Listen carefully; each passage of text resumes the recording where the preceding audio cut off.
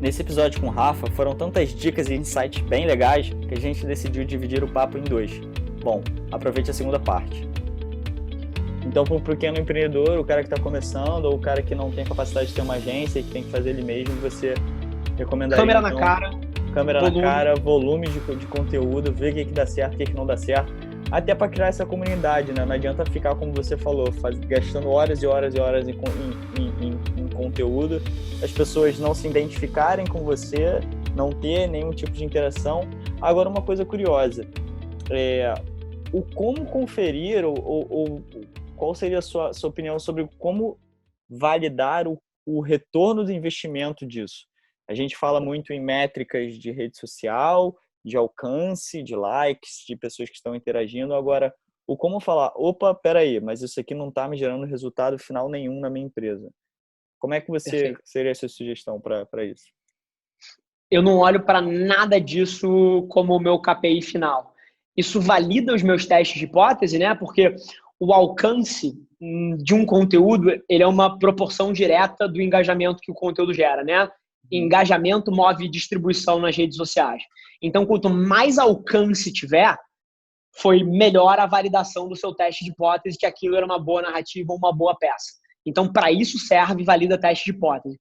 Em termos de negócio, eu sou obcecado por uma métrica, que está na camada de marketing, não tá na camada de CRM. Se a gente for olhar para CRM, você precisa identificar, beleza, você fez a puta campanha lá, ativou, cara, o pico de acesso aos sites foi monstruoso, isso gerou, cara, conversão nesses pontos todos daqui, você monitora o comportamento desse cara ao longo dos próximos 6 meses do teu CRM, vê lifetime value, tudo isso precisa ser feito na camada de CRM.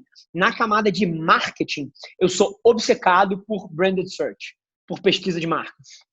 O que é o KPI que o seu conteúdo deveria estar movendo? Por exemplo, tudo que eu faço, produzo 130 peças de conteúdo na minha marca todo dia. O que eu quero olhar? Eu quero olhar se mês contra mês o volume de pesquisas na internet sobre quem é Rafa ou sobre o que a Avelar Mídia faz está triplicando a cada mês. Então, assim, tudo que a gente está fazendo é iniciativas de marca. Inclusive, é muito diferente. A gente vai lançar um PDF 2.0 dessa minha estratégia de marca agora em fevereiro. Você sabe qual vai ser o primeiro capítulo que a gente vai inserir lá? É forçando todo mundo a repensar a cabeça de geração de lead. Todo mundo. Eu vou falar assim, se a sua missão é gerar lead, você está errado. Eu acabei de dar, cara, um dos melhores conteúdos que a gente tem aqui dentro, que é o processo de onboarding do meu time, de graça, e nem me preocupei em gerar lead. Não quero o e-mail das pessoas. O que eu estou fazendo com marketing agora, que é a minha tese, e eu vou trazer isso nessa versão 2.0? É uma cabeça de marketing que é muito mais parecida com Product-Led Growth, que é você tirar a fricção do consumo para que isso gere adoção em escala, do que a cabeça do marqueteiro digital hoje em dia, que é meter fricção no começo do relacionamento. Você tem noção que a cabeça que os marqueteiros digitais têm hoje em dia fazem alguém não consumir a sua mensagem porque o cara está com medo de se inscrever num negócio? E aí, assim... É como? Mais um dos pensamentos de curto prazo, né? Você entra e para baixar um e-book, para baixar qualquer coisa, tem que ir lá botar o cadastrinho, porque o cara vê o curto prazo, vê ele querendo criar aquela base de cadastro na hora para ele poder usufruir dela depois e não pensa no longo prazo o quanto de aquele consumo pode gerar para ele no futuro, né? É isso, assim, eu sou obcecado pelo meu material, foda-se os leads, eu sou obcecado por esse meu material cair na mão de 10 milhões de pessoas. E para que eu faça isso, eu preciso tirar a fricção do processo inteiro. Assim, e é tirar a fricção realmente, assim, você aperta no botão, você não vai nem numa página para eu te colocar, não, baixa direto. Eu quero tirar a fricção da tua vida. Você clicou, você baixou, caiu na tua rede imediatamente. E aí você gera o consumo daquilo em escala. E aí vem a cabeça de Product-Led Growth. Porque se o material é foda, se de fato o que você tem a dizer é radicalmente diferente ou impactante, você pode ter certeza que esse cara vai se inscrever em todas as suas redes sociais. E aí, se as suas redes sociais são radicalmente boas, você pode ter certeza que você vai ser a referência dele nesse assunto. E aí, você pode ter certeza que ele vai, em algum momento, se perguntar assim, cacete, o que esse cara faz da vida, brother? O ponto de vista dele é tão bom. Porra, Avelar, mudando de nome, né? Não é mais Avelar Mídia, Avelar. Avelar, que raios é isso aqui? Ah, é uma agência. Caralho, Trabalha com Tinder, Domino's, Prudential, XP. Que merda é essa aqui? Tipo, porra, deixa eu ver. E aí ele vai estar num shopping com um amigo e que tá trabalhando, pô, na empresa XPTO e o cara vai comentar que precisa de alguma coisa. Pô, já viu esse cara aqui? Então, assim, a minha cabeça de marketing é muito mais parecida com Product-led Growth do que com Sales-led Growth, outbound, atrito e, porra, conversão. Então, esse é um pouco do meu pensamento nessa seara aí. E adorei a pergunta, cara. É uma coisa que eu vou tentar disruptar na cabeça do marketing digital brasileiro ao longo do próximo mês aí. No mínimo polêmico isso para os marqueteiros, né? Para a galera que faz todas as estratégias no mínimo digitais, focados em geração de lead. Agora, tocando num ponto, querendo aprofundar um pouquinho mais, você falou bastante sobre alcance. E aí a gente tem gestores antigos, empreendedores novos, empreendedores mais antigos, de empresas maiores, mídia tradicional, mídia digital. A mídia tradicional é mais alcance, a gente consegue impactar mais gente.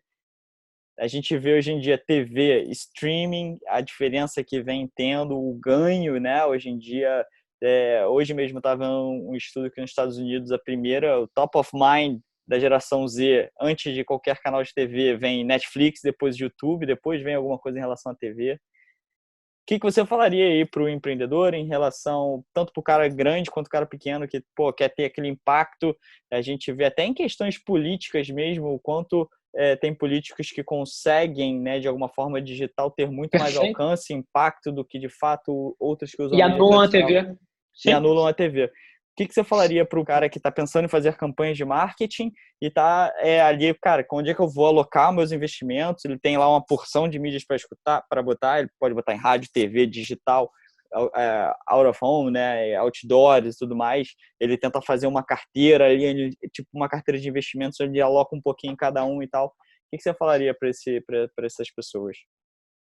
Cara, para mim é curioso, tá? Me parece quase que manipulação de mercado. Olha que loucura, Rafa. O volume de pessoas assistindo televisão caiu radicalmente nos últimos anos. E o valor de um spot publicitário subiu radicalmente ao longo dos últimos anos. Olha que loucura. Você tem um ativo que está com demanda decadente e o preço sobe. Isso vai contra todas as leis de oferta e demanda do planeta Terra. Então, essa é a primeira coisa que a gente tem na mesa. Você tem um ativo que está depreciando em qualidade, porque tem menos gente assistindo, e o preço desse ativo está subindo. É como se os lucros da empresa X estivessem mergulhando e o valor da ação estivesse subindo sem nenhuma explicação fundamentalista para explicar isso. É isso que existe no mercado de mídia tradicional hoje em dia. Primeiro ponto. Ponto número 2. Eu não tenho nada contra mídia off. Zero. Eu tenho contra duas coisas. Pagar mais por um ativo do que ele vale, que é a cabeça que eu trago desde o mercado financeiro. E número 2, resultado de negócio. E é o que você falou. Eu estava conversando agora com a minha diretora de estratégia da agência, Bianca Bito, e a gente estava falando de uma montadora muito grande que a gente está conversando para trabalhar. E é curioso porque na história inteira dela, o trabalho da agência foi sempre conseguir meta de alcance. Nunca se falou em objetivo de negócio. Nunca.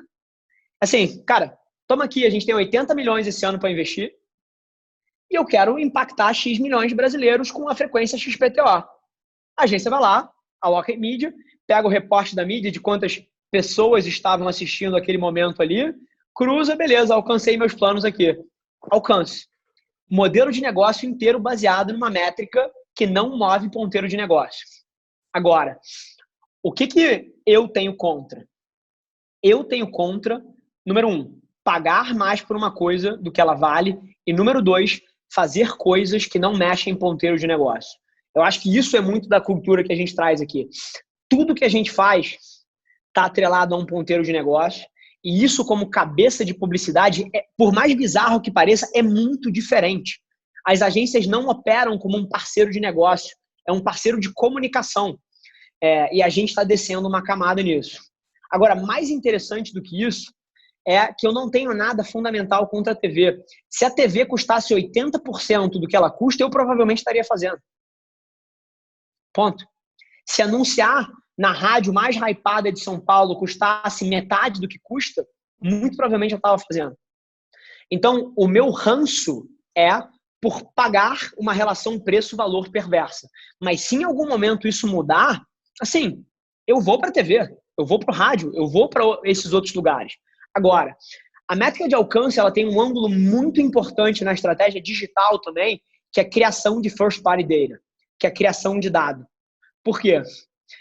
Quando você faz uma campanha que você quer que impacte o Brasil inteiro, vou dar um exemplo, Marília Mendonça ontem, 69 milhões de brasileiros impactados pela campanha, que são dados nossos que a gente pode operar. Então, esse cara está cucado, esse cara está numa base nossa, isso gerou first party data para a gente.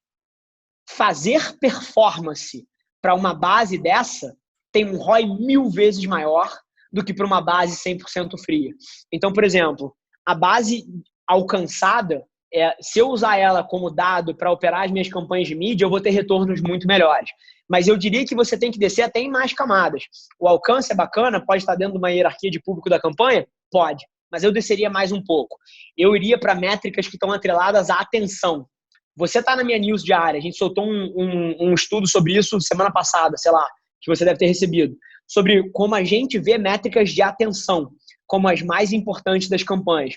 O que a gente tem correlacionado os melhores resultados de campanha com métrica é você pegar uma audiência que, por exemplo, você faz uma puta campanha com a Marília Mendonça e você pega quem viu 75% desse vídeo ou quem engajou no vídeo, quem compartilhou o vídeo e você usa essa base para fazer um remarketing com a sua campanha de performance. Essa base aqui vai performar 10 vezes melhor do que qualquer outra base. Porque ela é uma base que foi impactada emocionalmente pela sua empresa. Você mexeu no coração do cara, você formou opinião. Então, as métricas que a gente olha em campanha, elas estão atreladas ao consumo da nossa mensagem. E aí a gente usa isso como first party data para operar a performance em cima. Então, é um pouquinho assim que eu enxergo essa métrica, Rafa. Tá, agora eu vou te provocar, Rafa. Porque falando digital e falando sobre o atual momento. Você falou que esse é um dos momentos que a Avelar está mais crescendo, mas o que eu vejo do pessoal, dos profissionais de marketing, dado a atual crise, né? Entramos numa crise, a gente não sabe o que vai acontecer, clima de volatilidade tremenda. O que eu pude perceber é que os profissionais frearam o seu marketing. Talvez o primeiro custo, né? O primeiro investimento, no caso, das empresas cortarem pela facilidade que é de você fazer. Você não é um contrato, nem nada do tipo, você simplesmente freia. No âmbito digital, né, que é o âmbito aí, especializado da Avelar, eu pude participar de uma palestra com uma agência dos Estados Unidos que representa grandes cadeias lá de retail.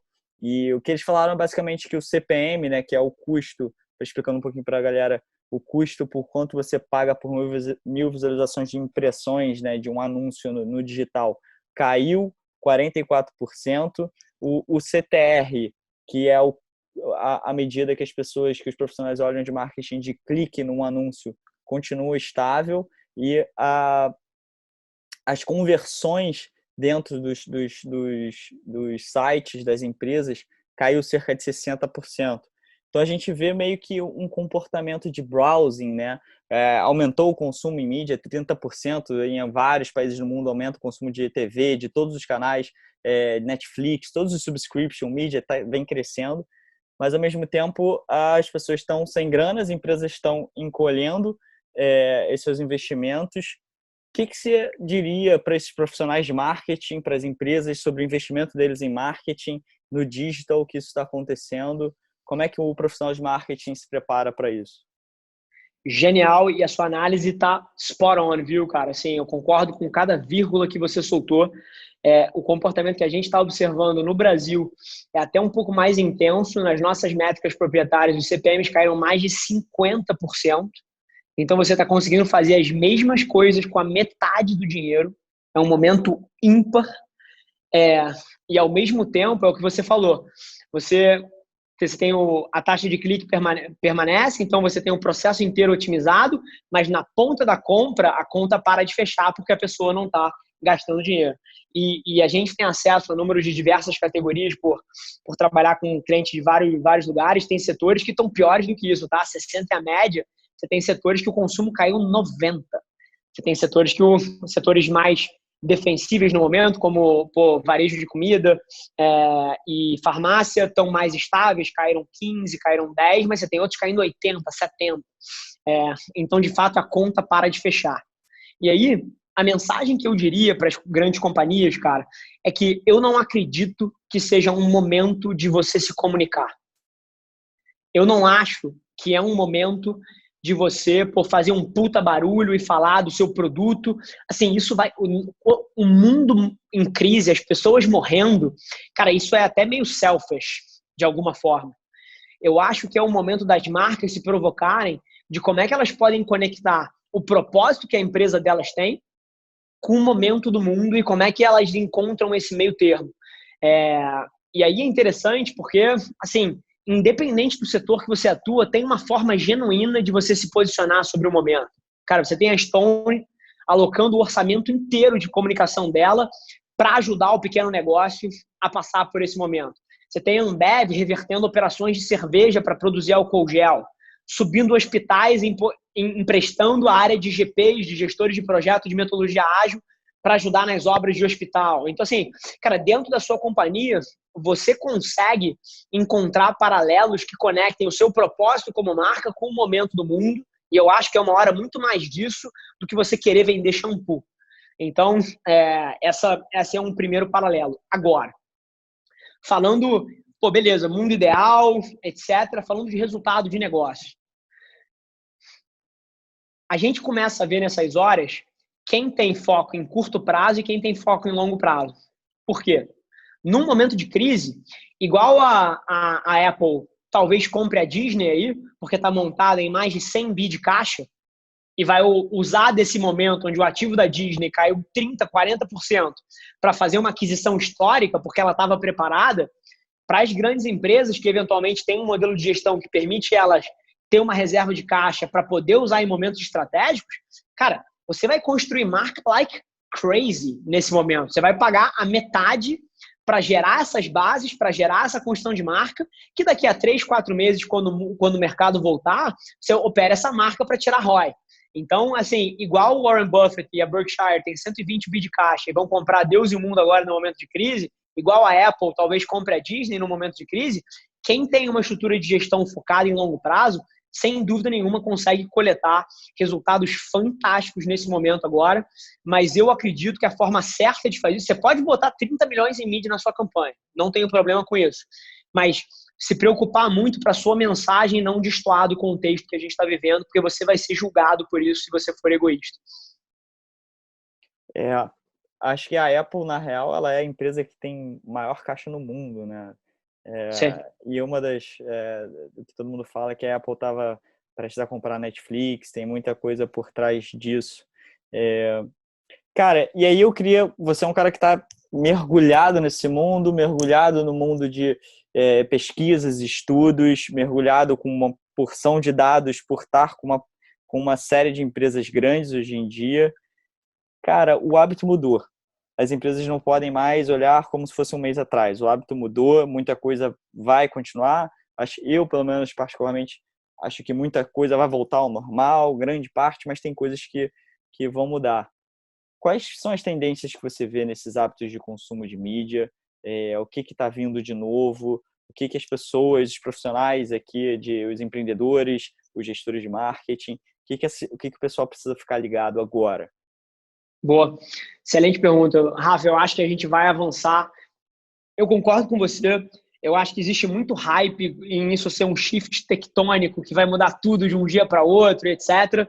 E eu nunca vi bala de prata na minha vida, né? Eu nunca vi nada que seja liga e desliga, preto e branco. Tudo é muito mais numa zona cinza do que numa zona binária, né?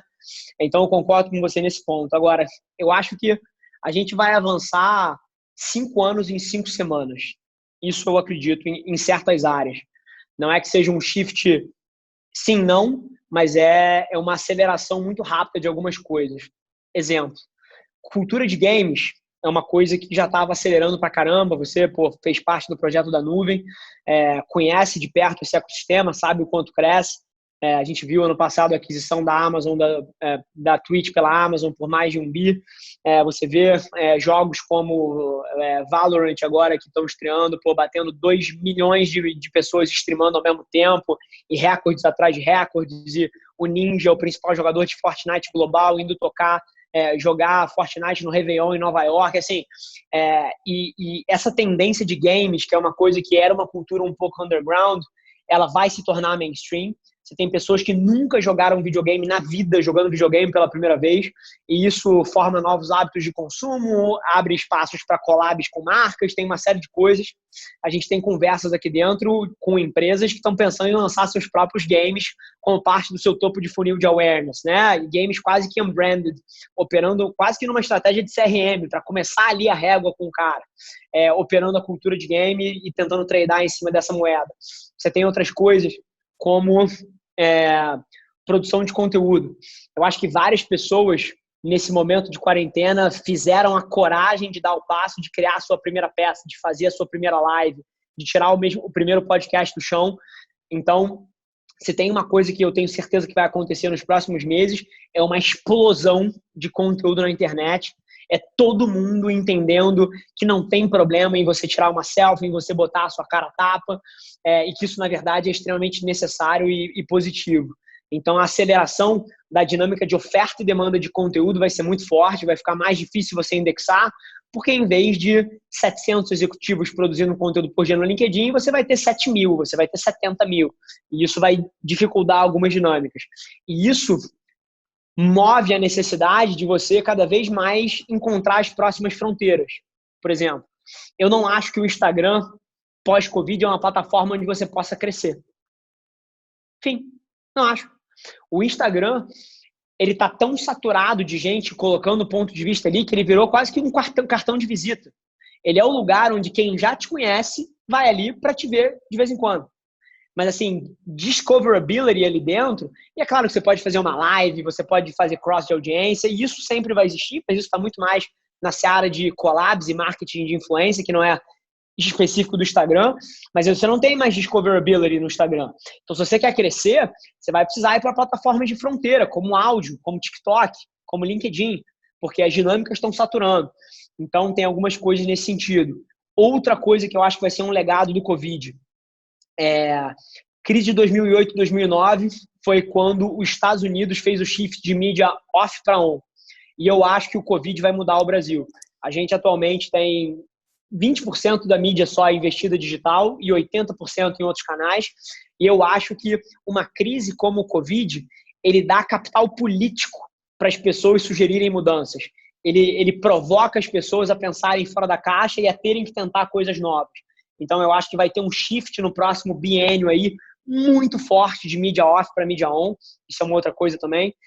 A nível de consumidor, coisas que já estavam consolidadas e que é só um nível de aceleração, consumo de streaming, plataformas OTT, te bateu recorde mundial da live do YouTube ontem com a campanha da Marília Mendonça, e eu tenho certeza que daqui a 2 semanas alguém vai me bater, porque esse recorde ainda é ridículo perto do que poderia ser. É simplesmente uma derivada das empresas e das pessoas entenderem que aquilo ali é tão relevante quanto é. Daqui a pouco alguém vai fazer 10 milhões, 20 milhões.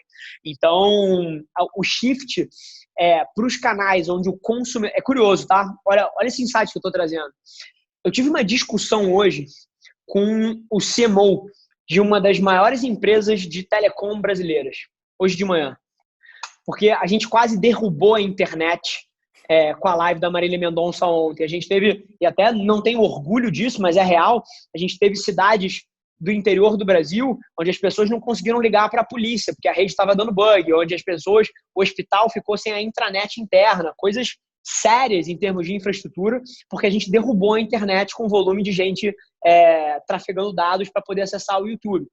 E aí ele veio me dar um toque, e a gente é super amigo, falando: Rafa, a gente precisa ter uma responsabilidade grande frente a esses eventos, a gente precisa, direcionar isso para canais onde a gente possa sustentar, para que isso não gere externalidades negativas na rede. Queria pedir a tua colaboração para a gente moldar esse movimento de formação de opinião, etc. E eu virei e falei assim, cara, você sabe o quanto eu te admiro como executivo, mas eu não acho que isso é possível.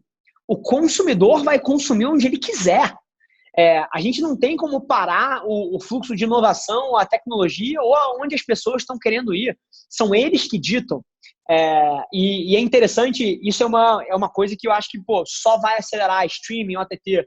Então, essas são algumas das áreas que eu prevejo para um futuro próximo, um aumento de consumo de streaming gigante, um shift enorme de mídia off para um ambiente on e hábitos e permissões sociais para as pessoas tirarem mais selfies, fazerem uma live que há 2 meses atrás a pessoa se sentiria mega envergonhada. Eu acho que as pessoas vão ter capital social para fazer isso sem se sentir muito acuadas frente aos amigos, etc. E acho que o Covid vai trazer isso para a gente aí. Agora, você não tocou num nicho que eu acho que você também é apaixonado, inclusive começou uma nova iniciativa e também tem uma posição super polêmica, que é o ensino à distância, né? Eu particularmente acho que essa transformação digital forçada, o ensino à distância é um dos segmentos que pode vir a crescer bastante para as pessoas criarem esse hábito, e esse hábito pode se perpetuar por N motivos, pela facilidade, por não ter que ir, pela locomoção. E você, no caso, criou a Cria School, que é para profissionais de marketing. E aí entra um pouco da polêmica, que é o fruto de você ser contra a necessidade de uma faculdade para você trabalhar nessa área. E eu queria que você desenvolvesse um pouquinho sobre essa sua opinião, sobre a criação da Cria School, e o porquê dessa opinião forte que você tem. Brilhante, Rafa. Inclusive, não citei de verdade, mas é uma das áreas que eu tenho certeza que é curioso, tá? Por exemplo, você pega o nosso pitch da Cria, quando a gente foi para o mercado, e eu em nenhum momento tive a ilusão de que isso seria um shift rápido, que as pessoas parariam de fazer faculdade do dia para a noite. Eu acho que existe um legado social e cultural que você não muda hábito tão rápido assim, eu sou super consciente disso. Mas o Covid, ele criou uma abertura que as pessoas vão repensar tudo. Então, curioso, tá? Eu tenho uma sócia na Cria, alguns sócios na Cria. Eu estava num call hoje de manhã com eles e a gente estava debatendo a possibilidade de intensificar o P&L e o gasto de investimento muito esse ano, porque a gente acredita que o Covid vai permitir a gente questionar certas premissas sociais, né? As pessoas estão apertadas, estão sem dinheiro, e aí você tem um filho da puta que está pagando uma faculdade de R$1.400 por mês e que, fala que ensina o que existe de mais moderno, mas quando esse cara vai para o mercado, não só ele não consegue emprego, como ele também chega num lugar e ele não consegue agregar ali dentro, cara, assim, tá ripe for disruption. Assim, as pessoas vão começar a questionar esse tipo de coisa. E aí, falando da Cria, assim, não é pitch aqui do que a gente está fazendo, é um problema real do mercado. Eu, ao longo dos últimos 1 ano e meio, que foi quando eu abri a agência, eu contratei mais de 200 pessoas. E assim, eu nunca encontrei um recém-formado que sentasse no time agregando. Nunca. É impossível. As pessoas entram para aprender. O cara não sabe nada. E não sabem nada de vários ângulos, tá? Porque quando eu olho para um profissional, eu não olho só para os hard skills, eu não olho só para a capacidade dele de operar Facebook Ads, Google Ads ou de pensar uma campanha criativa. Isso é um pedaço de quem ele é. Eu olho para a capacidade dele de colaborar em equipe, de gerir um projeto, de comunicar alguma coisa com empatia com um colega dele que a avó morreu ali e isso move a moral da equipe. Tem todo um círculo de competências que a faculdade não prepara. Desde o hard, técnico, até a inovação no currículo, até o soft de como você lida com as pessoas. E eu contratei mais de, sei lá, talvez 30%, 40% das pessoas que eu contratei eram pessoas recém-formadas e nenhum deles estava preparado. E aí a gente começou a ter que resolver esse problema dentro de casa. E a gente criou primeiro um modelo que chamava de 2-week MBA de 2 semanas, onde a pessoa entrava, passava 2 semanas sem trabalhar, só estudando, tendo aula, com os nossos profissionais. A gente entendeu que isso não resolvia porra nenhuma, que precisava ser 1 mês. E aí a gente começou a fazer 1 mês e não resolveu porra nenhuma. E aí a gente falou, tá, peraí, precisamos de uma coisa mais estruturada. Vamos fazer um de 3 meses. Mas, cara, a gente não tem condição de bancar 3 meses de gente porra, para o cara ficar estudando aqui dentro para depois ele começar a trabalhar. E aí a gente falou, tá, peraí, talvez a gente tenha que resolver isso na base da cadeia. E aí a gente num dia se provocou, porra, e se a gente fizesse isso para fora? Porque se a gente tem essa dor, todo mundo tem essa dor. E aí a gente foi validar no mercado, foi, porra, perguntar em empresa, foi fazer pesquisa pra caralho, e a dor tava lá. Assim, um estudante que entrou na faculdade em 2017 e saiu em 2020, foi mal. TikTok não existia. Ninguém ouvia podcast. Ninguém nunca tinha feito uma live com mais de 30 mil pessoas no YouTube. Assim, e aí você sai de um lugar desse em outro mundo. E o seu currículo não levou isso em consideração. Então, por definição, se você quer resolver esse problema, você precisa de algumas coisas. Primeiro, precisa ser de curta duração. Senão, o conhecimento prático que você adquire se torna inútil, porque o mundo evolui muito rápido nesse espaço. Primeiro ponto. Número 2, existe muito mais inovação fora do Brasil do que dentro do Brasil, por uma premissa básica. Você tem 200 e varada países e o Brasil é um país só. Então, se você quer ter o que existe de mais moderno e acompanhar a tendência, você vai precisar ter curadoria global. Você vai precisar trazer coisa de fora para cá. Segundo pilar. Número 3. Se você quer fomentar as pessoas a chegarem mais preparadas para um ambiente de trabalho, você precisa incluir na experiência de aprendizagem aprendizagem colaborativa. Você precisa ter as pessoas colaborando desde o primeiro momento e se relacionando com os outros e simulando dinâmicas, que é o que ele vai encontrar no escritório. Então, você precisa ter um componente de peer-to-peer learning muito forte. E, por último, você precisa ser guiado por aplicabilidade prática.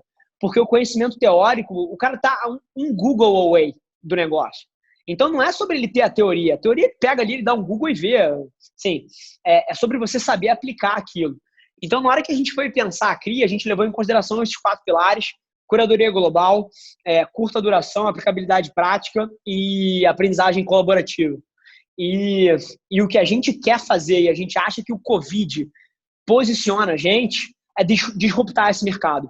Não existem motivos em 2020 para alguém estar entrando na faculdade, gastando uma mensalidade de R$ 2.300, numa faculdade classe 2, R$ 3.800 numa faculdade classe A, que é o que custa uma SPM, uma PUC, ou R$ 700 numa Estácio da vida, durante 4 anos, para sair despreparado num mundo diferente do que o que você entrou. Assim, que proposta de valor de merda.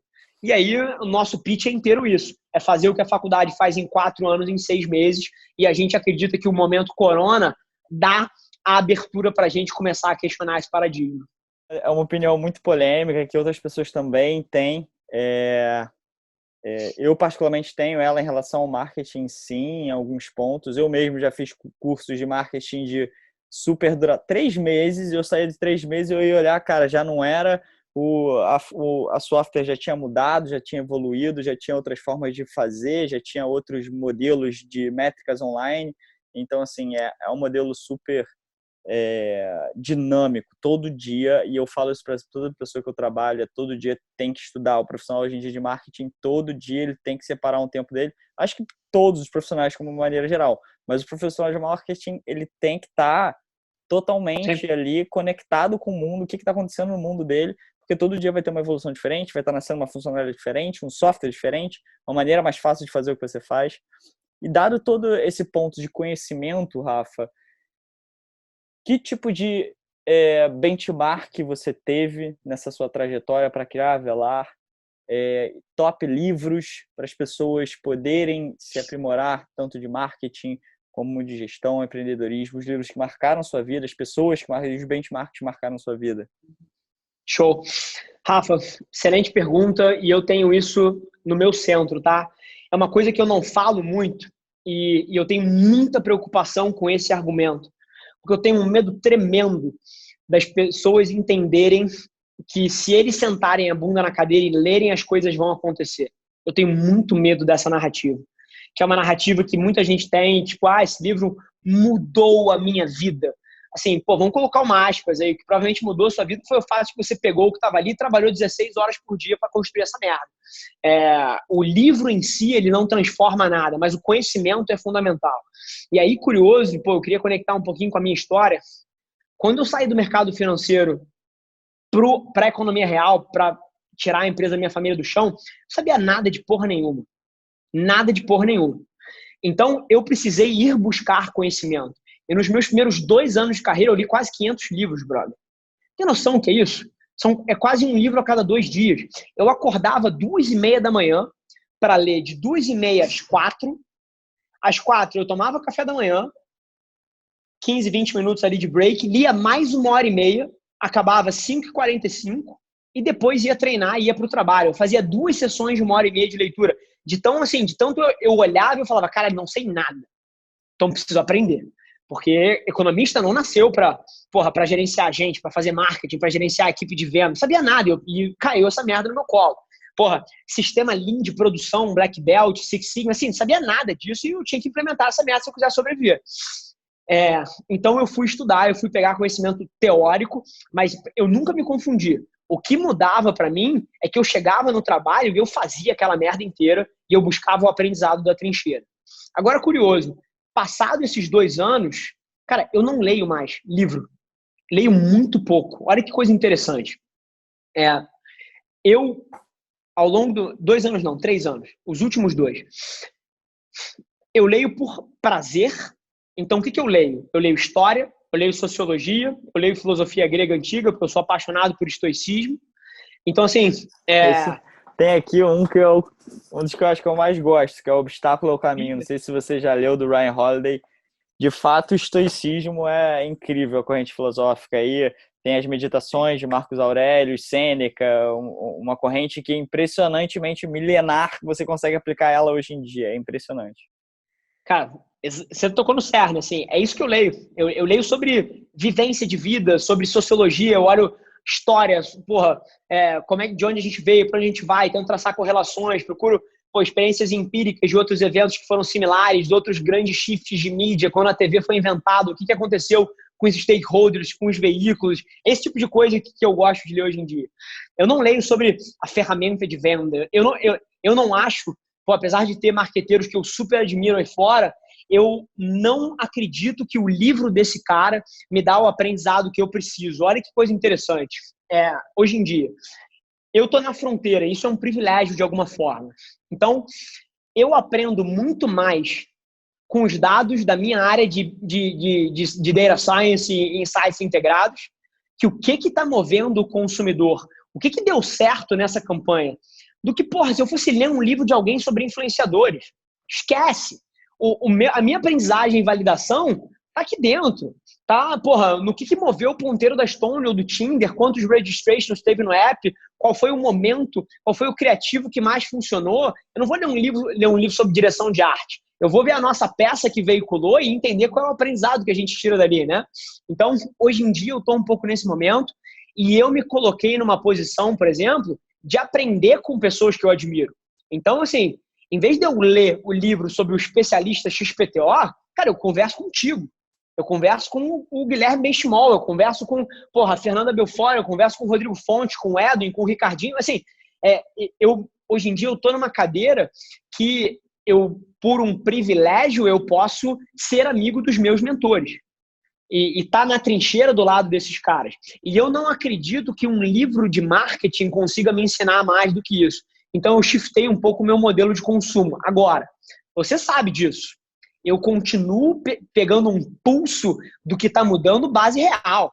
O Rafa recebe a minha news todo dia, que eu escrevo com a minha mão. Eu acordo todo dia por 4 e pouco da manhã. O que eu faço? Eu vejo todas as trending hashtags globais, olho os nossos dashboards de monitoramento cultural aqui para ver o que pegou, o que acelerou em termos de tendência.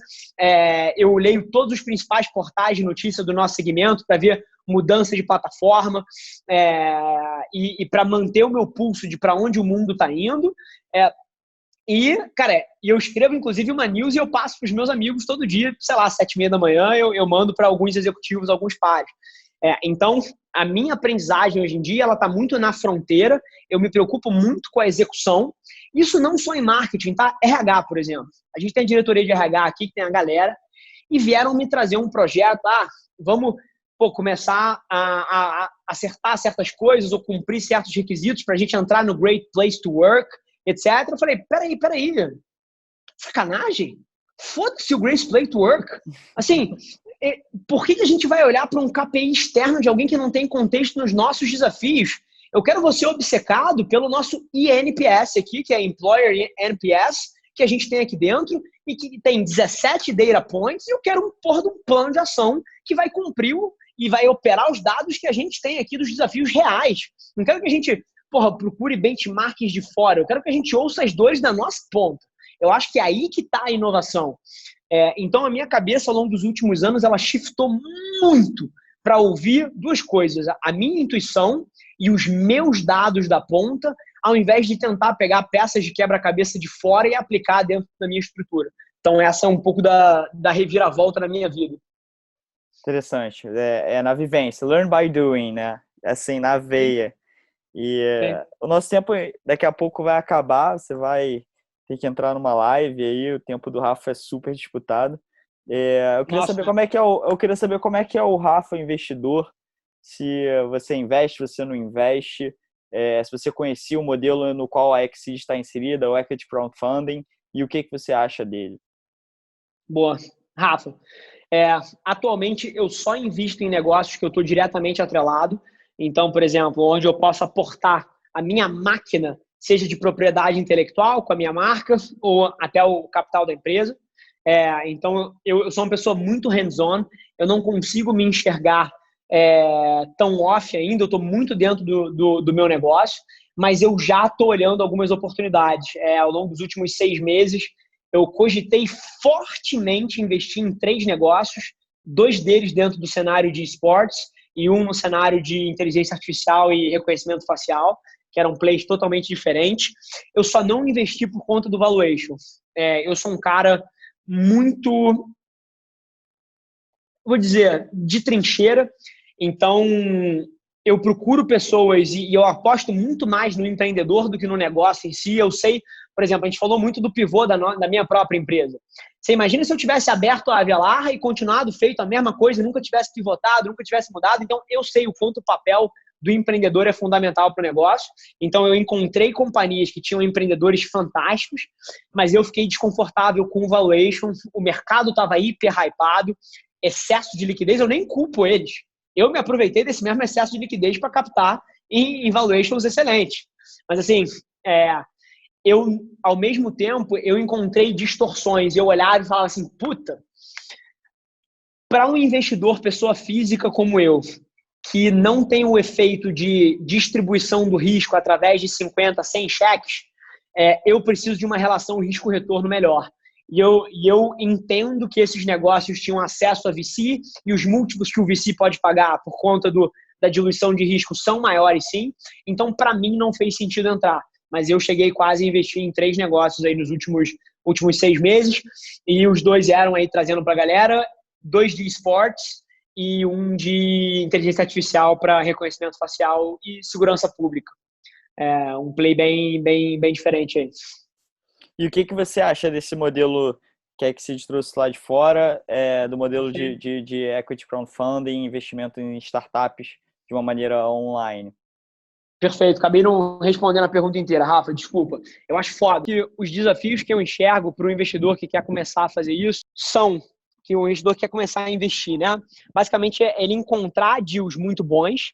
Então, eu acho que o papel de vocês como curadoria já tira algumas das principais barreiras desse processo, principalmente porque os deals bons, eles são difíceis de achar, né? Geralmente, eles se fecham em portas fechadas. Então, eu acho que o investidor pessoa física que não vive nesse ecossistema, ele teria dificuldade de encontrar bons deals. Geralmente, ele vai investir no deal que ninguém quis.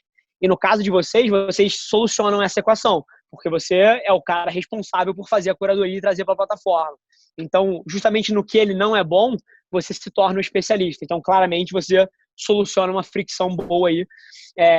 Além disso, eu acho que, por várias vezes, os tickets, eles são altos para você entrar em certos deals desses, e na hora que você, faz crowdfunding de equity, por várias vezes você abaixa o price point para alguém entrar no mercado desse.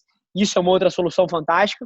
A única provocação que eu colocaria para essas pessoas é a mesma que eu tenho no meu processo de investimento. assim, beleza você validar a ideia, beleza você validar o modelo, mas eu me obcecaria por entender que é o empreendedor que vai tocar isso, porque principalmente em early stage, eu acho que é desproporcionalmente importante o founding team em detrimento da ideia específica. Assim, eu não executo em 1% do que eu abri a Velar Media executando hoje em dia, e se eu não fosse eu provavelmente ou estaria falido ou estaria com uma agência de fundo de quintal na beira da favela da Maré, que foi onde eu abri a empresa. Sensacional, Rafa. É o que muita gente diz de se investir no jockey, não investe no cavalo, né? E acho que isso Sim. é totalmente válido, é um dos pilares mais importantes.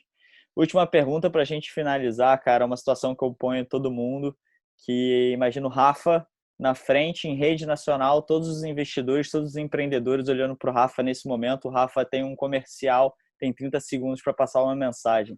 Que mensagem você passaria? Foda. E vou te falar que a galera aqui vai começar a rir porque eu falo disso, tá?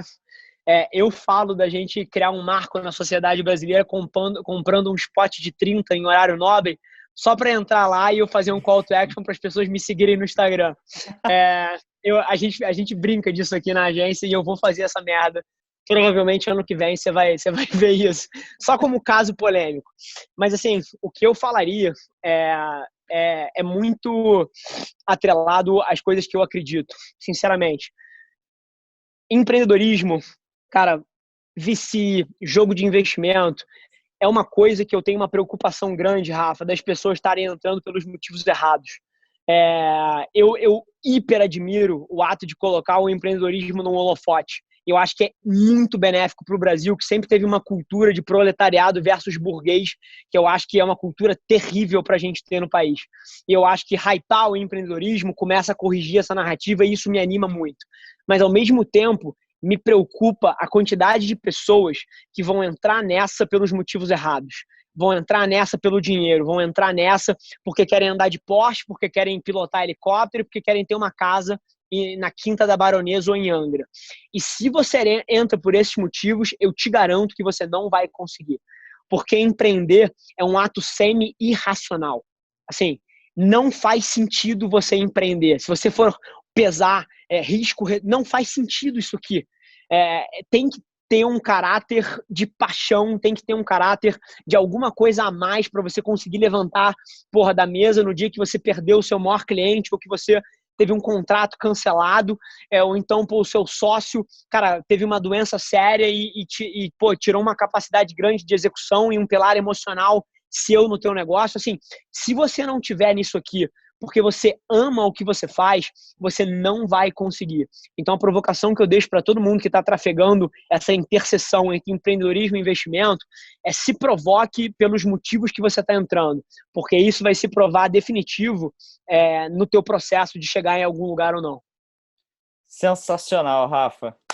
Com essa a gente fecha por aqui o Na Linha de Frente, o episódio com Rafa Velar. Rafa, mais uma vez, incrível o nível de profundidade que você traz sobre o mercado publicitário, sobre o marketing, sobre o empreendedorismo. Sempre uma honra poder conversar com você. Toda vez é um papo, eu aprendo pra cacete sobre tudo isso, sobre o mercado em si, sobre o que está acontecendo, as tendências. Então, mais uma vez, um baita de um prazer ter você aqui. Sensacional o papo de hoje. Muito obrigado, cara. Foi um prazer, Rafa. A admiração é mútua e aprendo pra cacete com você, inclusive, e tô precisando de mais aulas de pôquer, porque tá osso o nosso pôquer. Eu vou ter que ir pra São Paulo aí pra jogar contigo então, cara. É verdade. Mas, Rafa, super obrigado. Eu acho hiper relevante. Falta muita gente trazendo os assuntos que você está trazendo. E acho que você vai conseguir enxergar uma correlação gigante desse projeto que vocês estão começando, com um legado que vocês vão construir de trazer acesso à informação e de juntar as pessoas certas com o discurso correto. O legado que isso vai construir para o Brasil nos próximos anos vai ser foda. Prazer estar sendo pioneiro aí na iniciativa, cara. Fechado, Rafa. Muito obrigado, cara. A gente vai mantendo contato como sempre e vai se falando. Pô, tamo junto, Rafa. Obrigado pelo convite, cara. Valeu. Tchau, tchau. Muito obrigado por ter ouvido Na Linha de Frente com o Rafa Velar. Espero realmente que esse episódio tenha gerado bastante insight e valor para as suas decisões futuras. Se você gostou do episódio, clica aqui embaixo no nosso canal e se inscreve nele para você receber as notificações dos próximos episódios. Bem, se você também tiver feedbacks, bota lá nos comentários para a gente aprender a fazer uma linha de frente cada vez melhor. Obrigado!